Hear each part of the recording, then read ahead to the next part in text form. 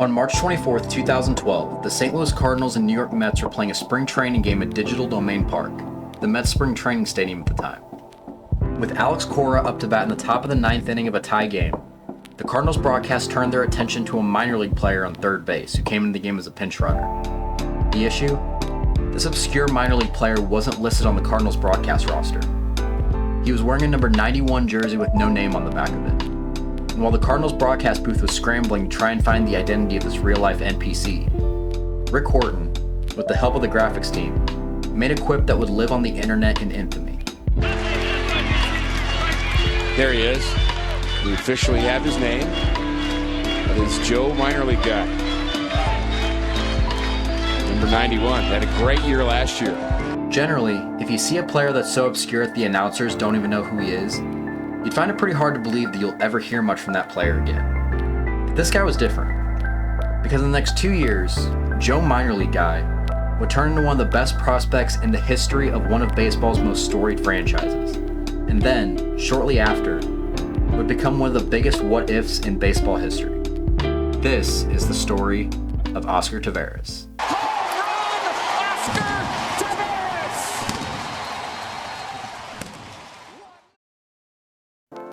Oscar Francisco Taveras was born June 19, 1992 in Puerto Plata, Dominican Republic.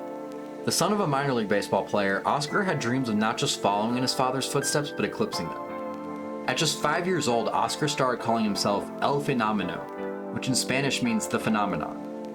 Not only would the nickname stick throughout his life, but so would the attitude. Oscar knew that he was destined for greatness. Oscar's father, Francisco, once recounted him saying, quote, "I'm gonna make you the happiest dad in the world. I wanna be a star. I wanna be a major leaguer. I'm the phenomenon. I'm the best." So his dad did everything in his power to make sure that would happen.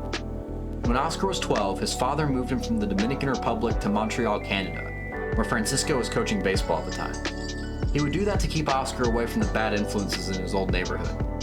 Oscar would eventually obtain Canadian citizenship, and there were even actually talks about him playing for Team Canada in the 2013 World Baseball Classic, but those talks fell through and it never happened.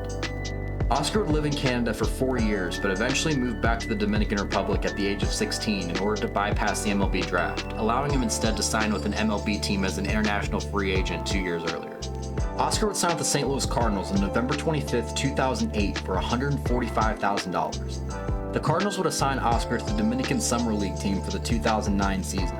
And while his stats didn't necessarily set the world on fire, the Cardinals saw a lot of promise from the now 17-year-old and rewarded him with a promotion to the rookie-level Johnson City Cardinals for the 2010 season. It was there where the promises of El Fenómeno finally started to take form. Taveras batted .322 with an .889 OPS and 8 homers in just 53 games for Johnson City. And after a short 7-game stint in the Gulf Coast League, Taveras earned yet another promotion to the Class A Quad Cities River Bandits for the 2011 season. Taveras would miss about a month of the season due to a hamstring injury. But despite that, Oscar would again take a massive step forward, batting .389 with an OPS over 1,000 and 8 more homers in 78 games. Taveras also won the Midwest League batting title this season, becoming the first Cardinals minor leaguer to do so since noted slugger Brendan Ryan did so back in 2004. Following the season, at just 19 years old, Taveras had officially catapulted himself into the national spotlight, earning his first invite to play in the Arizona Fall League and becoming a consensus top 100 prospect in all of baseball, even being ranked as high as 23rd by Baseball Prospectus. So despite this one gaffe mentioned earlier in a spring training game the following season, El Fenómeno has officially arrived. And following the departure of franchise icon Albert Pujols following the 2011 season, the rise of Oscar Taveras would give the World Series champs a budding superstar to dream about for the future. In 2012, Taveras would make the jump up to Double-A, playing for the Springfield Cardinals, and in his biggest test yet, he would once again pass with flying colors. Taveras batted .321 for the season, winning his second minor league batting title. He'd also finished the season with a .953 OPS, hitting 67 extra base hits that year, including 23 home runs. He would lead the Texas League in extra base hits, doubles, total bases, and intentional walks.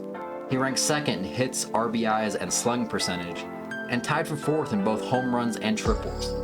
Taveras was named the Texas League Player of the Year and led his team to a championship. Following that season, as well as an appearance in the Dominican Winter League, Taveras would be promoted to the AAA Memphis Redbirds for 2013, as well as being a consensus top 3 prospect in all of baseball. Taveras had another great start to the 2013 season, but his season was cut short due to an ankle sprain that required surgery. Taveras would have a chance to earn a spot on the big league roster in spring training of 2014, but remnants of that ankle injury followed by a hamstring injury would limit him to just 6 at-bats that spring, forcing the Cardinals to send him back to Memphis to start 2014. By the beginning of the regular season, though, Taveras was healthy, and it was business as usual. Through the first 2 months of the season in AAA, Taveras had batted .325 with an .897 OPS and 7 homers in 49 games. His play to start the season would be enough to finally get the call he had been waiting for his whole life. Oscar Taveras made his Major League debut on May 31st, 2014, just 3 weeks shy of his 22nd birthday. And after a flyout in his first at-bat, El Fenómeno would give Cardinals fans the moment they've all been waiting for. The 1-0. Hit hard. Deep to right. It's a long run, and it is gone. Home run, Oscar Taveras. 1-0 Cardinals. How about that for a debut? On just the second at-bat of his big league career, Oscar Taveras sent a ball into the Cardinals bullpen for his first Major League home run, sending all of Cardinals Nation, including a 14-year-old Kyle who was at the game that day, sitting in the right field seats a few rows away from the Cardinals bullpen, into a frenzy. And let me tell you what, the ballpark that day was absolutely electric. Even through a 47-minute rain delay mid-game, Busch Stadium was still buzzing, because El Fenómeno let everyone in St. Louis know he's arrived. 2014 was a very up and down season for Taveras.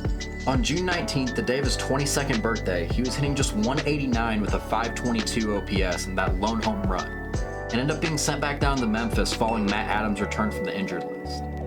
Taveras was recalled on June 30th, and following a trade that sent Alan Craig to the Boston Red Sox a month later, Taveras would be inserted back in the everyday lineup, but he'd still have a lot of growing pains.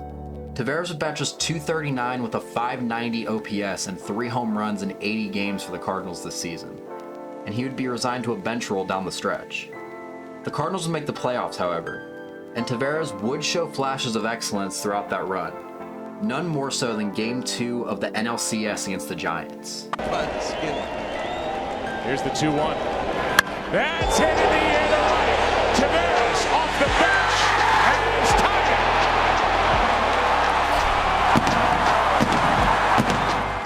it. Down 3-2 in the 7th, Taveras would come off the bench and deliver a game-tying pinch-hit homer. The Cardinals would go on to win that game 5-4, but that would be the only game the Cardinals would take that series, as the Giants would win in 5 games. Still, Taveras had 7 at-bats in that postseason run, all as a pinch hitter, and would get 4 hits, including that big homer. While it wasn't the rookie campaign everyone would hope for, Taveras still showed flashes of brilliance that should give Cardinals fans a lot of hope for the future. News out of the Dominican Republic tonight. Oscar Taveras, the Cardinals' great outfield prospect, has been killed in an automobile accident.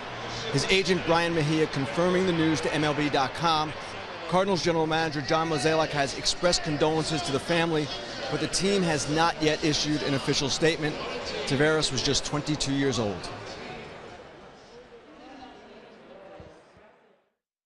On October 26, 2014, just 2 weeks after that home run and 10 days after the Cardinals were eliminated from the playoffs, Taveras, along with his girlfriend Adelia Arvelo, were driving their new Chevy Camaro down the Sosua Cabarete freeway in Puerto Plata, Dominican Republic. They lost control of their vehicle and crashed into a tree, killing them both. Taveras was 22 and Arvelo was 18. They left behind a 1-year-old son named Oscar Yadier Taveras. Oscar was behind the wheel, and he was drunk. His blood alcohol content was .287, almost 6 times the legal limit in the Dominican Republic. Now, I feel the need to include this in this part of the video, but please don't drink and drive, because no one ever thinks this is going to happen to them until it does. I mean, by all accounts, this was a great kid with all the talent in the world, a young family he was starting up, and the world at his fingertips. And one bad decision not only cost him his life, but cost someone else their life as well.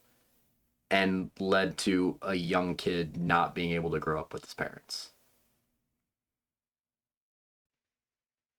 Taveras' funeral was held in the Dominican Republic on October 28th, just 2 days after the crash.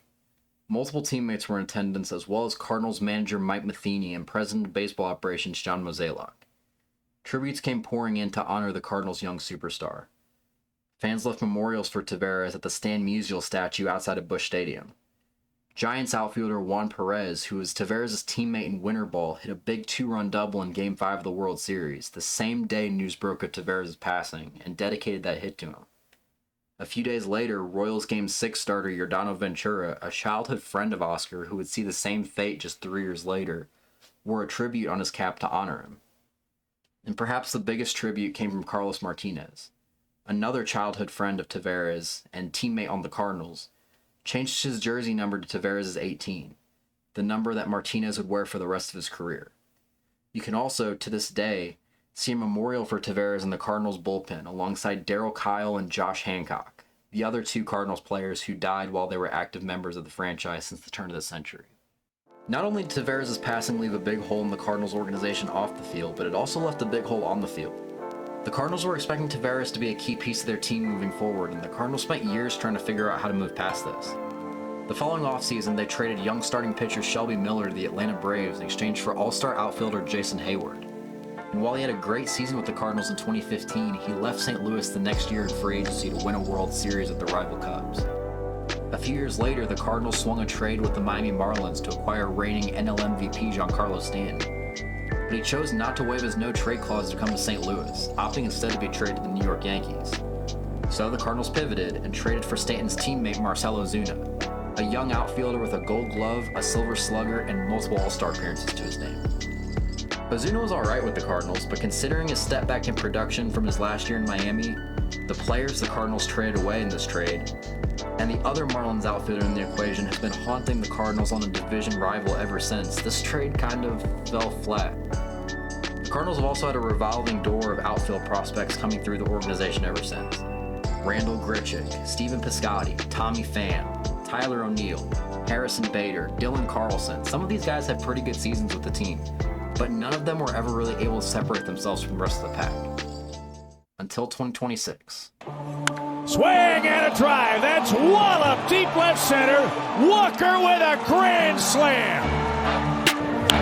And that one driven down the line. He unloads second deck.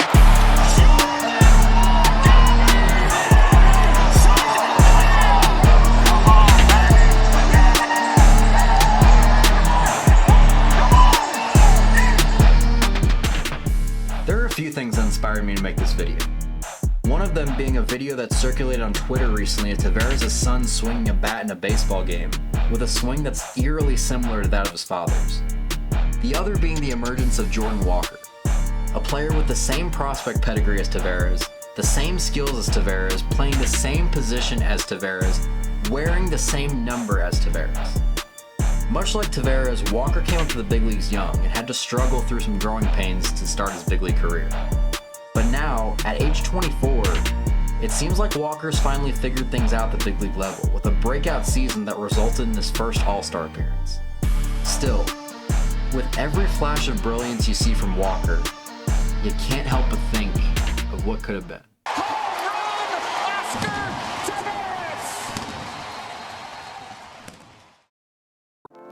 Thank you guys so much for watching. If you guys like this video, please be sure to like and subscribe. I'm still kind of trying to figure out what the identity of this channel is going to be, but I plan on bringing a bunch of sports content onto it. So if you guys have any ideas for any stories you want me to tell or any other kind of sports content you want me to do, please leave that in the comment section below. Also, if you guys have any interest in checking out some longer forum content from me, please be sure to go check out the We Were Athletes Once podcast. It's a podcast that me and my friends run. We're all former athletes, and we're basically just talking about everything that's going on in the sports world. So if you want to check that out, we're on YouTube, we're on Spotify, we're on Apple Podcasts. Once again, thank you guys for watching this video, and I will see you guys in the next one.